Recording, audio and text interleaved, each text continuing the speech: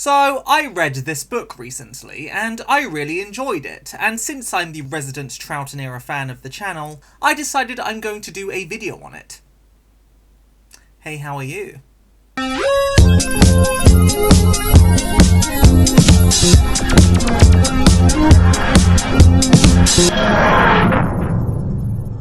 Doctor Who novelizations. An interesting avenue in the franchise. They're essentially the same stories we know and love from the TV show, but put into prose, with the vast overwhelming majority of them being published by Target Books and later BBC Books. And in execution they seemingly go one of two ways. They can either be an in-depth retelling of the adventure, complete with entire narrative elements reworked to give it an interesting new spin and set it apart from the original source material, or they can be the most paint-by-numbers "the Doctor said this, the companion replied that" summary that's barely a step up from reading a transcript of the original television episodes. Still, I've read a fair few of them myself, and because I'm me, I own every one involving the Second Doctor, and they're a fun distraction across the board. Particular highlights include Ian Marter consistently and bewilderingly referring to him as Dapper in his novelizations, and Robert Holmes adding an anecdote in his own Two Doctors book about a time the Doctor attended a banquet on a planet where they ate poop. Lovely.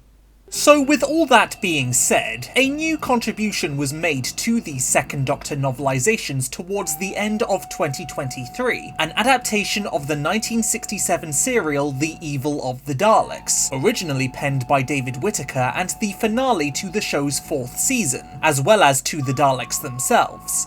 Well, for a bit. Now this is quite the interesting case, as The Evil of the Daleks already had a novelisation, published 30 years earlier and scribed by expanded media author John Peel. But, I mean, there's no rule against novelising the same story again, is there? No harm in having another crack at it, surely. And even if there were, well, The Evil of the Daleks in particular has quite the ingenious workaround. You see, it was the second Doctor Who serial ever to receive some form of repeat broadcast, after An Unearthly Child episode 1 of course, and it was the first where the story in its entirety was shown again. The whole 7-episode affair aired for the second time during the summer break of 1968, between the conclusion of season 5 and the debut of season 6. And the intriguing aspect about this repeat is how it was actually worked into the continuing narrative of the show. Instead of just, I don't know, airing the story again with no explanation and just winging it, the production team decided to have the end of The Wheel in Space, the closing serial of season 5, segue into this repeat broadcast. New companion, astrophysicist Zoe Heriot, having just experienced the thrills of her life and yearning for more beyond her mundane robotic routine on the wheel, is adamant about joining the Doctor and Jamie on their travels, and to test her fortitude, the Doctor decides to use a telepathic thought projector to show her an example of the dangers he and Jamie face on their travels through time and space. And there you go, there's Evil of the Daleks on the screen, and that's how this repeat is explained in universe. Hell, even episode 1 of the repeat itself features new in-character narration by Patrick Troughton and Wendy Padbury, providing the context from the prior episode. Now, as I remember, Zoe, it all started when Jamie and I discovered somebody making off with the TARDIS. But what about those Daleks you showed me? Now, we're coming to them, Zoe. Just let me show you the story from the beginning. It's this framing device for the repeat that allows us to say that the events of The Evil of the Daleks technically play out twice during the Second Doctor's era. The first time is the real deal, the second time is when the Doctor is reflecting on it for Zoe's benefit. And it's this detail where this book finds its niche, as while Peel's 1993 novelisation just straightforwardly translates the events of the original Evil of the Daleks narrative to the page, this 2023 retelling is explicitly told from the perspective of the Wheel in Space's ending scene. Smart selling point there, giving this book a fun distinction. But of course, it's not only these narrative circumstances that make this novelisation interesting, but also its authors.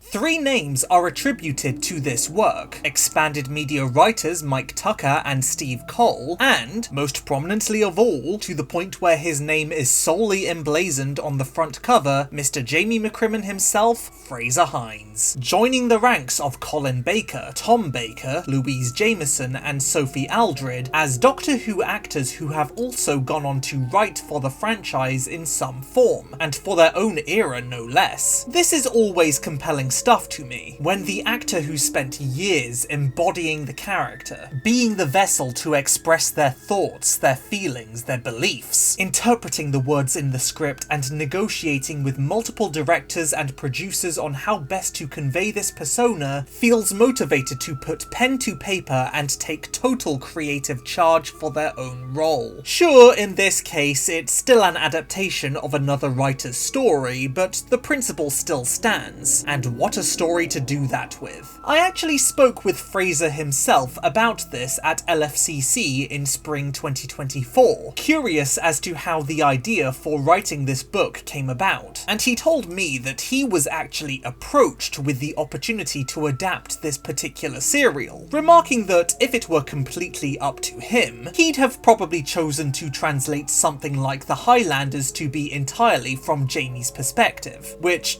honestly, I'd love to read that too. Get on that, BBC Books. However, I get why Evil of the Daleks in particular was selected, and why Frazer was considered the perfect candidate to hold the pen. You know, there's an argument to be made that, aside from the war games obviously, the Evil of the Daleks may be the most pivotal story of the Troughton era, at least on a characterization level. The dramatic final end of the Daleks after one of their most devious schemes yet, the Second Doctor being so committed to his goal of pulling the rug from under them that he's willing to manipulate Jamie to achieve it, the debut of Victoria and the death of her father contributing to her continual anxiety and dependence on the Doctor later on, and, as I mentioned earlier, the fact that these events are later shown to Zoe as the test that could make or break her eagerness to join the TARDIS. And of course, not only are Jamie's abilities literally put to the test here, but so is his sense of morality and his faith in the Doctor. It already makes for highly engaging character drama in the original story,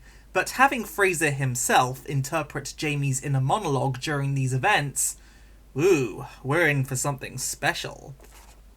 And I was not disappointed, as Hines, Cole and Tucker do a great job in putting their own spin on the Evil of the Daleks in this adaptation, and Frazer proves beyond a shadow of a doubt that he really gets Jamie. Jamie arguably already was the main character of Evil of the Daleks anyways, but this novelization solidifies that statement with a significant focus on his thought process in particular more than any other character, not only across both the existing and new scenes of the Dalek narrative, but also in the interlude set during Zoe's later viewing of the events. Oh yes, I mentioned new scenes, and it's true, there are some notable additions and expansions here, mostly for the benefit of further characterization.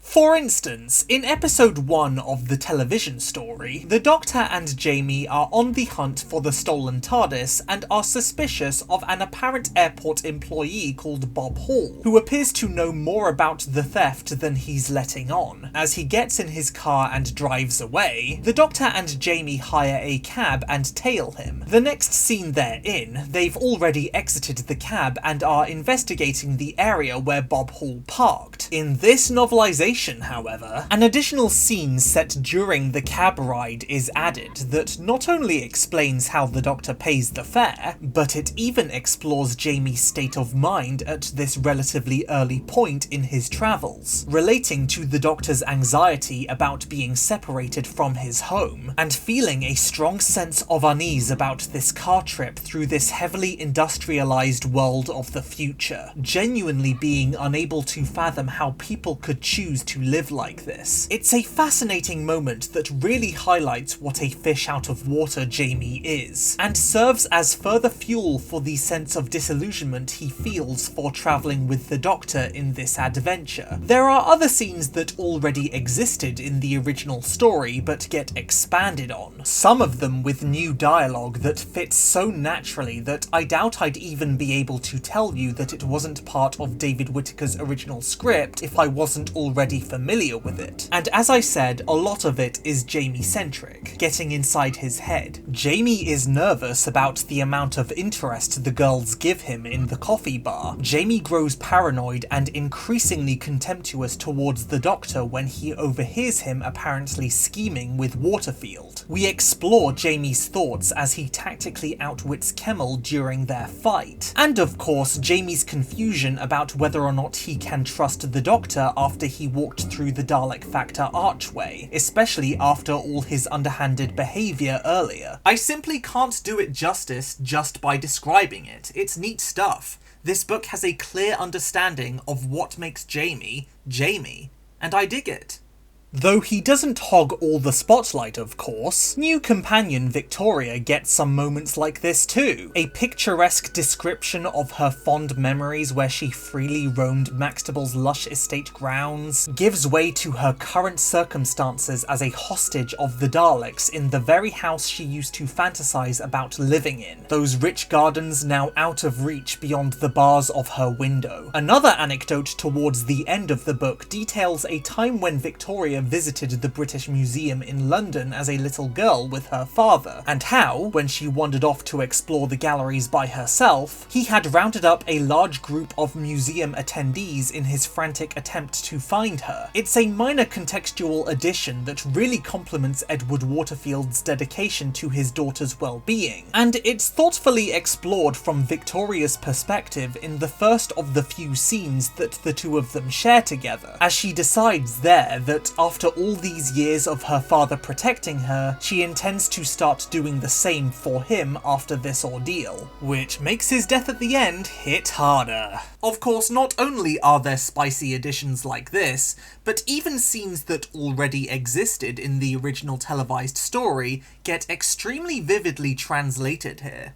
That first cliffhanger where the Dalek appears in Waterfield's secret room and guns down Kennedy is adorned with spine-chilling descriptions of the creature's internal functions and mental processing as it primes itself ready for the kill. An explanation that perfectly captures and represents the marriage between the deadly armoured tank and the murderous creature controlling it. Or how Arthur Terrell's mental anguish from the Dalek control signal combined with his shell shock from Crimea is explored as hallucinations that bounce between his trauma as a soldier and the malice of the Dalek ideology battling to take total control. Even some eyebrow-raising plot points from the original television narrative get touched up here. After all, why did the Daleks bother to actually create the machine that transmutates metal into gold if it was solely for the purpose of luring Maxtable into that Dalek Factor archway? They could have just projected a hologram of such a machine, or said it was just around the corner and sent him through, or just ordered him through it under threat of death. But no, they actually commit to the bit just to get his hopes up and deceive him. Well, here, the Doctor is certain that it was just out of spite, going so far as to say that spite is a part of the Dalek Factor, which you could easily infer in the original context anyway, since David Whittaker loved having the Daleks sadistically manipulate people, but it is nice to have confirmation. Or how about that scene where the Doctor just casually has a break in the middle of the experiment to chat with Terrell in the trophy room? Obviously, in the original narrative context, we can infer that the Daleks allowed him to do this, but in this novelization, such a moment is actually described, complete with new, razor-sharp Dr. Dalek dialogue that just flows so well with the surrounding scenes. Or, now this one is just funny, but why does Maxtable have a portrait of Waterfield's wife above the fireplace in his own study? Was there some kind of cucking thing going on there? Well, nah, Waterfield was bankrupt and Maxtable bought up all his assets and became his benefactor. Totally out of the goodness of his heart and with no ulterior motives, I promise. Just subtle little details like this help to flesh out the already strong state of affairs for the narrative just that little bit more. I will say though that I did notice the odd typo here and there. She led him over to the writing bureau, placing the lamp down on top of it, the lamp,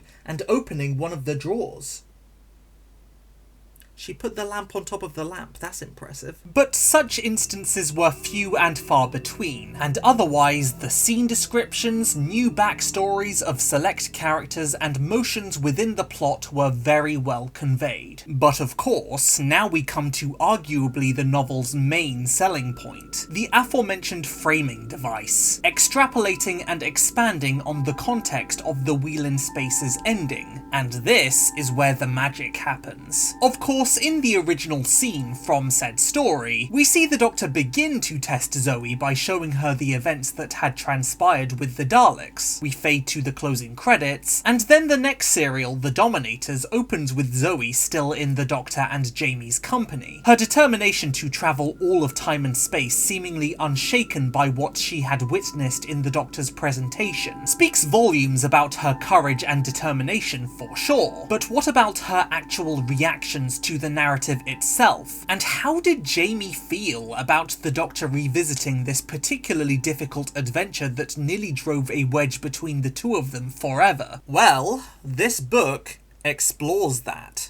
The novelization is divided into 7 chapters, one for each episode of the Evil of the Daleks serial, and between each of them, as well as bookending the whole enterprise, are interludes which showcase Zoe's reactions to the Doctor's thought projections. And of course, aside from the introductory passage that recaps how Zoe came to be on board the TARDIS, each one of these scenes is completely original, and they are fascinating. Again, I asked Frazer about this at LFCC, and he told me that when he started writing this book, he went into it intending to convey the core Evil of the Daleks plot, but entirely from Jamie's perspective. But then he encountered difficulties when Jamie gets knocked unconscious, because vital plot beats happen during that period of time, and you can hardly do a meanwhile with the other characters tangent in the middle of what is meant to be a book written in first person. So the incorporation of the Wheel in Space's framing device is a means of having his cake and eating it too. The Evil of the Daleks plot itself, while still heavily focused on Jamie, is told from a conventional third-person perspective, but the segments set during Zoe's viewing are written entirely from Jamie's point of view. The very opening of the book is him processing how small his world used to be, and the wonders and dangers he's faced on his travels with the Doctor. And as these interludes go on and the events of their earlier adventure play out on the screen, some old wounds are reopened for Jamie. He witnesses his budding distrust of the Doctor and their fallout all over again, but this time from an outside perspective. And the sting of remembering how he had been manipulated and that his subsequent actions under that deception had been monitored for the Daleks' benefit is now further amplified by the fact that these very same events are now being displayed by the Doctor once more for Zoe. On top of that, Jamie still feels the pain of Victoria's recent departure, and this watch-along of the tragic circumstances of how she came to join the TARDIS only forces him to confront that, as he realises that this is the only way he'll ever get to see her again.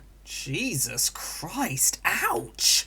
As this viewing comes to a close though, Jamie contemplates that after looking back on all that, maybe it's time to start looking forward and move on. A realization that makes him more welcoming of Zoe joining them on their travels. Zoe herself also has some very interesting perspectives on what she's watching too, realizing just how small her old routine on the wheel was and how her whole life could have been erased in the blink of an eye had the Daleks succeeded in converting converting all of humanity with the Dalek factor. She has a very logical approach, reasoning that Jamie and the Doctor must have sorted out their differences if they're still together here and now, and even asking how the Doctor is able to remember events that he wasn't present for. The answer, of course, is the TARDIS telepathic circuits having recorded everything, duh. And of course, we get the Doctor's own musings on reliving these events. The guilt he feels about having deceived Jamie and how he feels regret over his own actions, emphasizing how important that Zoe realizes that sometimes he isn't able to do the right thing, and that doing the lesser of two evils is still an evil. This provides an in-universe reason as to why the Doctor decided to show her this particular adventure, and it goes further than that. At the end of the book, Jamie suggests that the Doctor decided to relive these events not just for Zoe's benefit, but for their own too, giving them some closure for how Victoria left and the guilt they felt for how she came into their lives to begin with. Jamie also thinks this was a subtle reminder on the Doctor's part for how they've stuck together through thick and thin, and how they should continue to stick together even despite the heartache they feel over Victoria. It's an incredibly poignant exploration of their characters at this point, and as far as I'm concerned,